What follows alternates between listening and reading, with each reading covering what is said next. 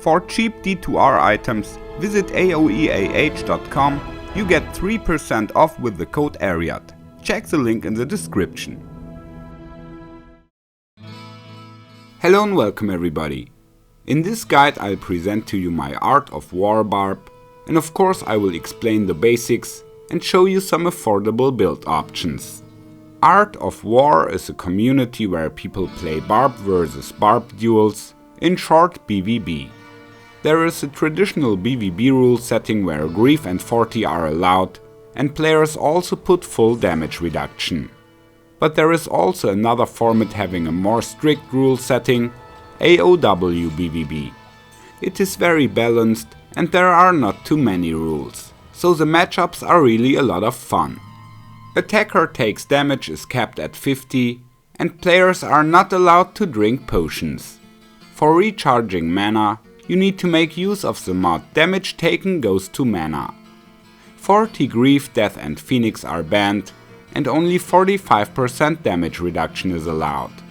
You can also have up to 25 replenish life, 10% open wounds, and a maximum of 200 poison damage. So let's see the build. A PvP Barb skills 20 in Whirlwind and 20 in the corresponding weapon mastery. Iron Skin is maxed out as well. The other 3 passive skills get 1 point each. With the War Cries, 20 in Shout, 20 in Battle Orders and 1 in Battle Command. With the attribute points, we need enough strength for the equipment. My EBOTDZ build needs 105 base points. At level 99, we need 222 dexterity for maximum block chance. Here I skilled 140 base points. Most points of course are put in vitality to maximize life. If you wanna be able to swap your gear during a matchup, you maybe will need to put some more points in strength and dexterity. When swapping, you wanna be able to wear your different gear options and also get 75% block chance. But extra points are not wasted, as strength will increase the damage and dexterity the attack rating. Some players also intentionally skill less life for some higher offensive stats. So in the end, the exact distribution is an individual choice. There are also many different weapon types that can be used, so when building up your character on your own, check out the breakpoint table.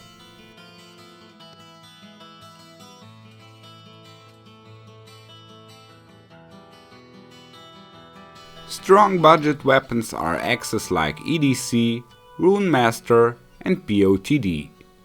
EDC has a huge deadly strike chance, Rune Master is flexible for different socketings, and EBOTDZ has lots of damage and adds 90 stat points, leading to a great amount of life. Of course people also play different Fool's weapons here, which you know from my Zealot guide yet. Berserker axes are popular for PvP as well, but the Barb can also wield two-handed swords in one hand. So some more options here, and there is no doubt that swords look very cool. In contrast to paladins, most Barbs like to socket damage jewels instead of low runes into their weapons. Since the Barb also gets about 30% critical strike from his mastery, deadly strike is not that efficient here. Check out the formula combining deadly strike and critical strike chance to a total chance of double damage. So Barbs like to put ED max jewels into their weapons, as they also don't cause bugs there. Otherwise, IAS ED jewels are used when needed for the speed breakpoint. By the way, javelins and throwing spears are an option here as well.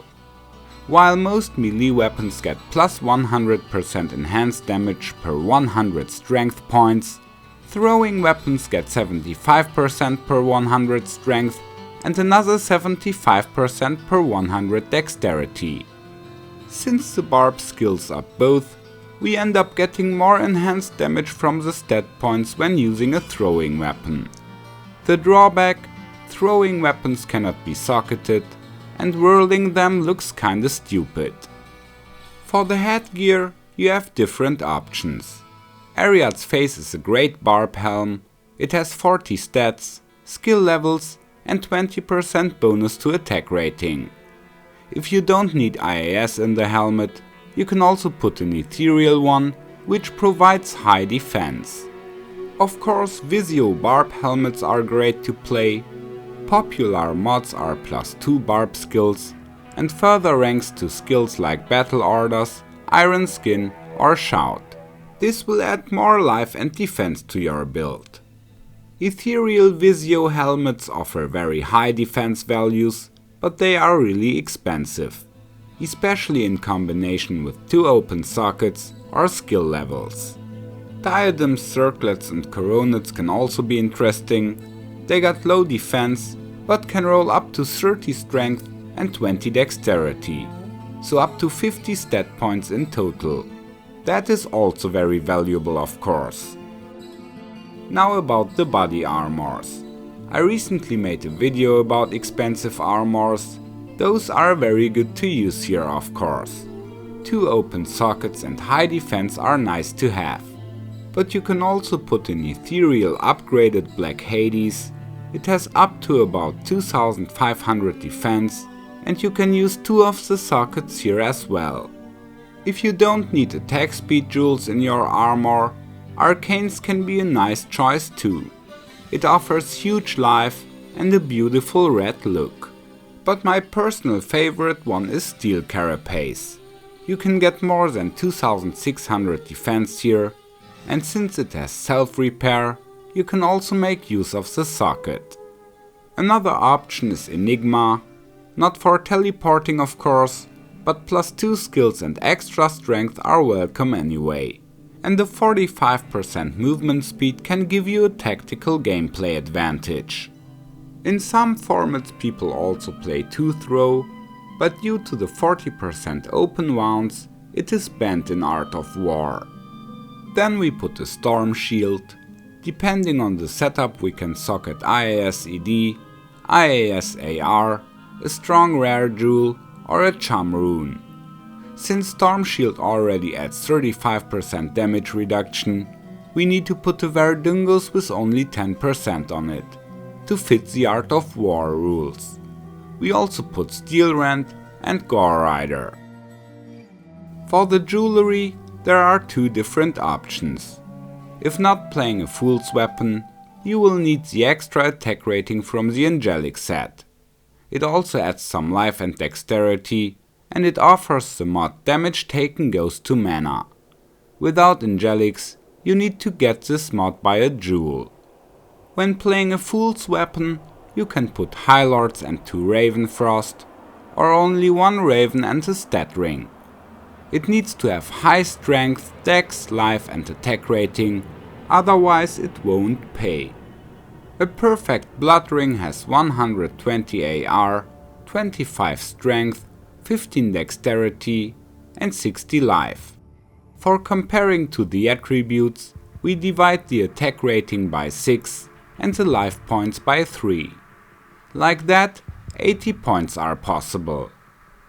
Using the same calculation on a perfect Raven Frost, we get about 61 points.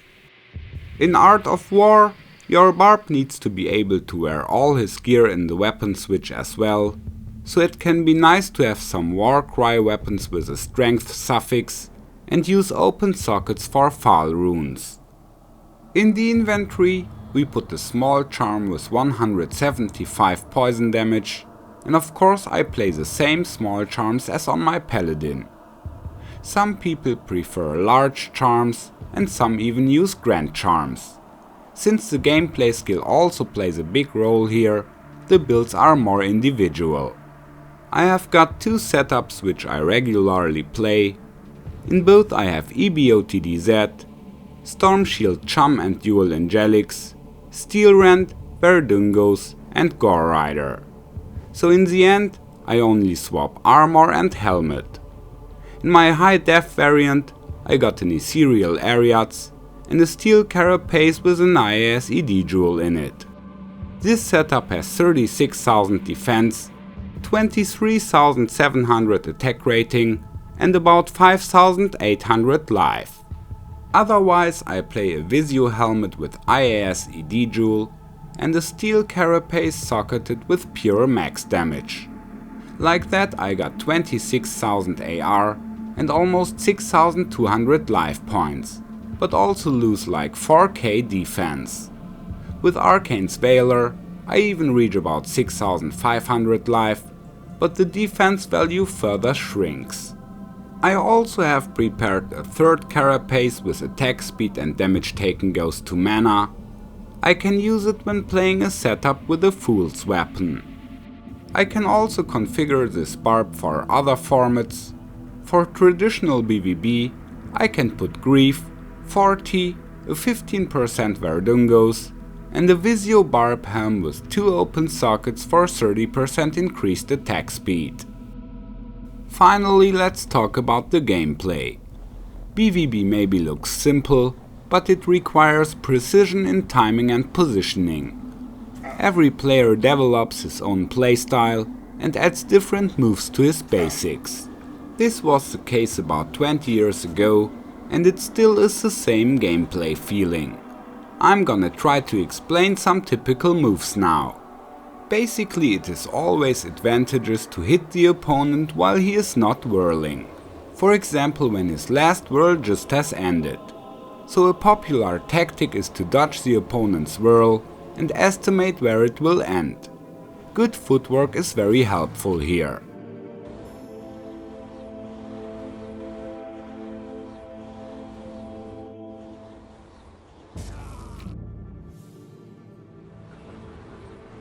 You can also use feints to provoke the enemy to whirl, so you go for a very short fake whirl and then apply to the opponent's movement. But short whirls can also be a risk.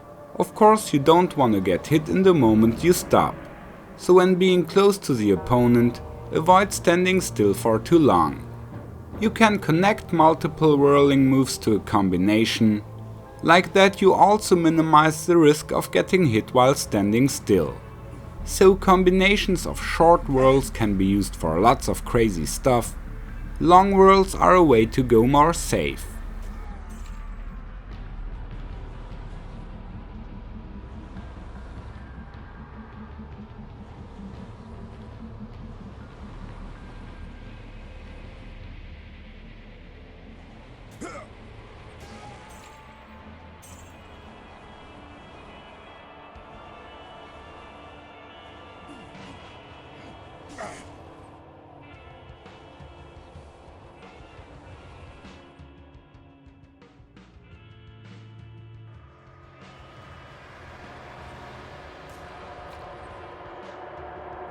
A very aggressive combination, do a short whirl towards your opponent, just to switch the direction in the right point and do a backspin. When both barbs whirl into the same direction while being close to each other, that's a huge window for both sides to get hit. So with this move you will force the RNG, which can be very risky of course. When whirling in opposite directions, the window for hits is much smaller, so damage is exchanged in a controlled manner.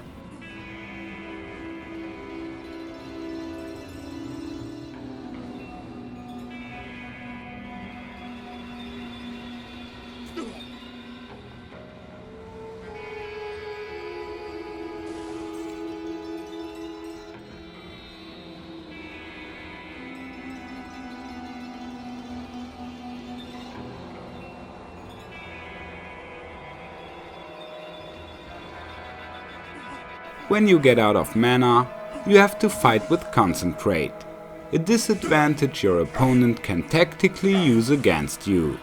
So lots of things are possible: feinting, dodging, short and long whirls, and any combinations of all that. Good movement and timing are essential, and whoever has speed and precision at the mouse can work out an advantage that can easily compensate for missing item power. So a very good player will be able to outmatch his opponent, even though he has a disadvantage in gear. That's why Art of War is a perfect mix of item-based melee PvP and skill-based standard PvP. That's some good words for the end, I think. I say goodbye, take care, and may the loot be with you.